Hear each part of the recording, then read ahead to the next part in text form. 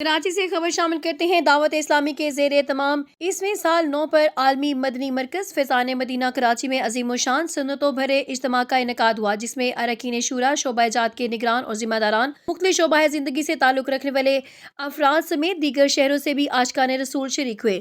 اجتماع سے بذریعہ ویڈیو لنک امیر اہلسنت حضرت علامہ محمد الیاس قادری دامت البرکاتہم العالیہ نے کہا کہ یہ حقیقت ہے کہ جو وقت گزر گیا، دنیا کی کوئی طاقت اسے واپس نہیں لا سکتی۔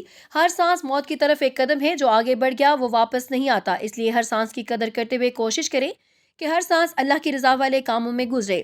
امیر اہل سنت نے کہا کہ مرنے کے بعد پچھتاوے کا کوئی فائدہ نہیں، کیونکہ وقت گزر جانے کے بعد نیکیاں کرنے کا موقع نہیں ملتا، لہٰذا کوشش کریں کہ آئندہ سال گزشتہ سال سے بہتر ہو، نیکیوں میں اضافہ کریں اور گزشتہ گناہوں سے سچی توبہ کریں اور اللہ کی عطا سے اس کے فرمانبردار بن کر زندگی گزارے۔ نعمتوں پر شکر کے موضوع پر گفتگو کرتے ہوئے امیر اہل سنت نے کہا کہ اللہ کی نعمتوں کا شکر ادا کرنا چاہیے۔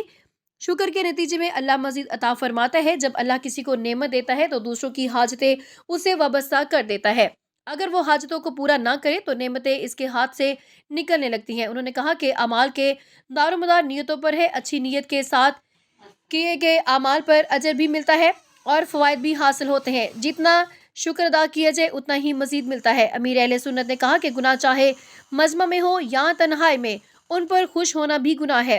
جو برائی ہو رہی ہو تو جس پہ ممکن ہو وہ ہاتھ روکے یا زبان سے روکے، اور اگر یہ بھی ممکن نہ ہو تو کم از کم دل میں اسے برا جانے، یہی ایمان کا کمزور ترین درجہ ہے۔ انہوں نے کہا کہ دنیا میں رہتے ہوئے اپنا محاسبہ کریں تاکہ قیامت کے دن کی سخت پیشی سے بچا جا سکے۔ یاد رکھیں کہ جو شخص دنیا میں اپنا محاسبہ کرنے کا عادی ہوتا ہے، قیامت کے دن اس کا حساب آسان ہو جاتا ہے۔ اجتماع کے اختتام پر خصوصی دعا ہوئی اور صلاۃ و سلام پڑھا گیا۔